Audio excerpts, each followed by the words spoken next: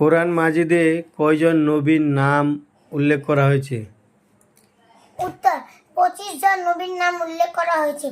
যথা 1 নম্বর হযরত আদম আলাইহিস সালাম, 2 নম্বর নূহ আলাইহিস সালাম, 3 নম্বর ইদ্রিস আলাইহিস সালাম, 4 নম্বর হুদ আলাইহিস সালাম, 5 নম্বর সালেহ আলাইহিস সালাম, 6 নম্বর লূত আলাইহিস সালাম, 7 নম্বর মুসা আলাইহিস সালাম, 8 নম্বর আইব আলাইহিস সালাম, 9 নম্বর শুআয়ব আলাইহিস সালাম, 10 নম্বর হারুন আলাইহিস সালাম, 11 নম্বর দাউদ আলাইহিস সালাম, 12 নম্বর